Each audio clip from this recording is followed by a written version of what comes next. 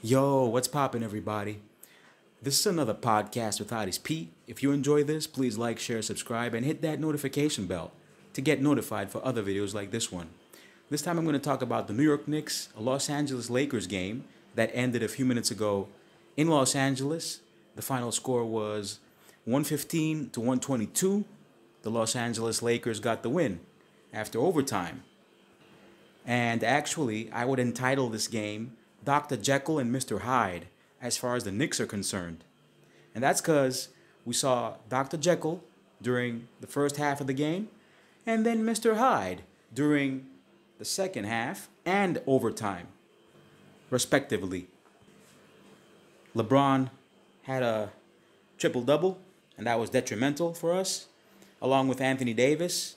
He did his thing with great defense and offense. Even Malik Monk was doing his thing. But anyway, let's just get into this game in chronological order. I loved how the Knicks actually started off the game tonight. That's actually how they're supposed to play in general, but they're not consistent, unfortunately. So that's why they've lost many games this season. King James was back after missing 5 games. He's not a spring chicken, so it's logical for him to be injury prone, but he's still amazing. He's definitely one of the greatest. Back in November 23rd, 2021, the Knicks played against the Lakers in Madison Square Garden, and they actually got the win. And once again, the Knicks were in the lead, and the point differential, unfortunately, didn't remain there. And that's really bad in basketball. When you lay back, when you become complacent. But anyway, of course, we all know that Julius Randle used to play for the Lakers. He actually began his career there. I wonder if they're interested in a trade or something. I'd take Anthony Davis. I think most Knicks fans would like that to happen. But I don't think that can happen because Anthony Davis is really, really expensive, and it seems impossible. The healthy Anthony Davis is amazing. He's a superstar. He can mark anybody on the court, anybody, from 1 to 5, from a point guard to a center. And he portrayed how great he is back in 2020 in the bubble down in Florida. But anyway, the Knicks actually played beautiful basketball, I'd say, in the first quarter and in the second quarter. I loved the ball movement, which was amazing.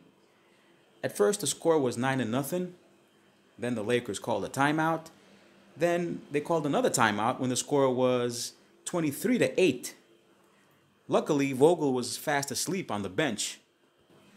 I'll say it again, Anthony Davis is an elite post defender. And he proved it when he blocked Robinson's dunk. On the other hand, Fournier portrayed his main weakness, bad perimeter defense. Rather than that, he's absolutely inconsistent. All teams on the planet have to have depth because we're dealing with COVID-19 and, you're going to have a lot of absences. But anyway, I love how RJ Barrett was confident on the court once again. He's really hard to handle on defense, especially. But, what about Randall? Okay, let's not get into that yet. But, okay, tonight he was okay. He was really, really good.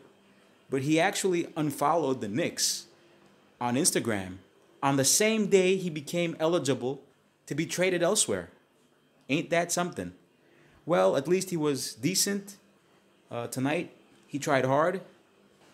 He did his task. He did his job well. RJ Barrett was on fire. I think he scored like 17 points in the first quarter, which was amazing. Then Nerlens Noel couldn't handle Anthony Davis. Towards the end of the first quarter, our 18-point lead was cut to 11, which was horrible. LeBron was doing his thing with his drives, his penetrations. He was unstoppable. So Tom Thibodeau called a timeout. Anyway, the Knicks scored the most points of the season in a quarter, and they were fast-paced. That's a major thing in basketball, and that's something that the Knicks have been lacking of. I mean, playing fast basketball. I consider the Knicks one of the slowest teams in the league, if not the slowest. And yeah, okay, De'Aaron Fox can help when it comes to speed, but how about defense? How about three-pointers? He shoots like 24, 25%, and he does not play defense at all. I just can't imagine how Fox and Fournier would play together in a team. I mean, anybody would score on us. The first quarter ended 42-29. The Knicks were ahead. Then I think that Dwight Howard was out as well. Yeah. He's another veteran. The Lakers are full of veterans. Carmelo Anthony was also absent. I think he has a muscle injury. And Kendrick Nunn has a knee injury. In the second quarter, Obi Toppin showed us what he can do a little bit. Like, okay, it wasn't one of his good games, but still.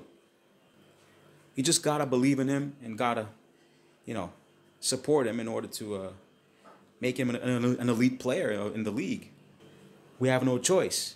We don't have any great players, any superstars. Anthony Davis was in great shape.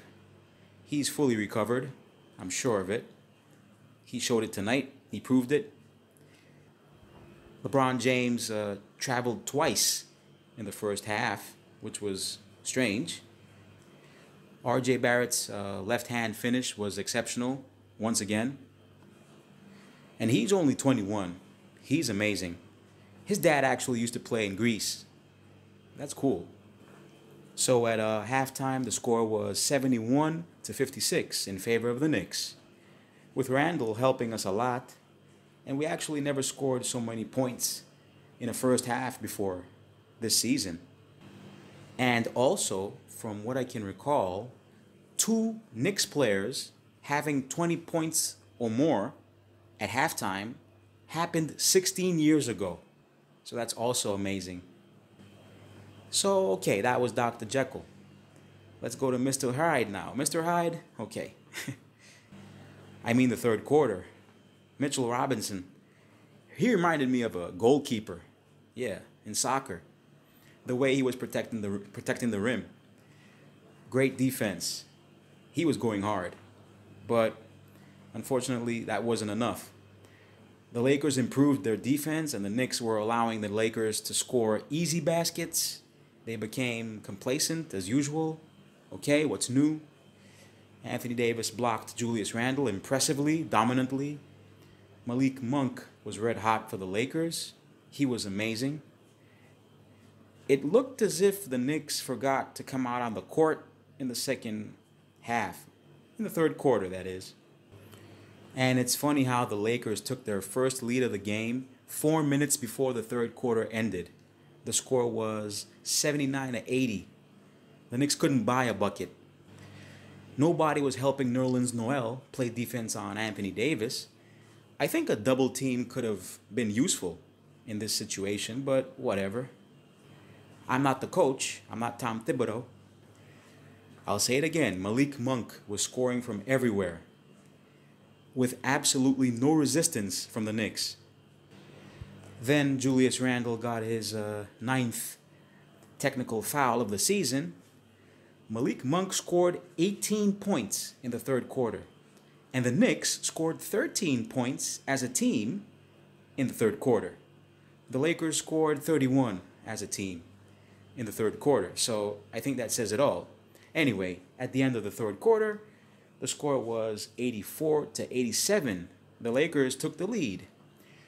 Both teams are struggling this season, okay? And they haven't met their expectations, but this is not an excuse for the Knicks. It's definitely not an excuse.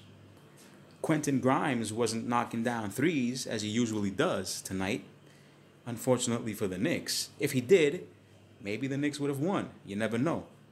And we didn't get to see enough of Emmanuel Quickley. And that's odd. But anyway, what can we say about Cam Reddish? We don't get to see him at all. And that's terrible. But anyway, I don't know what to say about this. It's the coach's fault and, of course, the front office's fault. Definitely. Then in the fourth quarter, King James stepped up with his experience, his talent, his strength, his dominant presence on the court.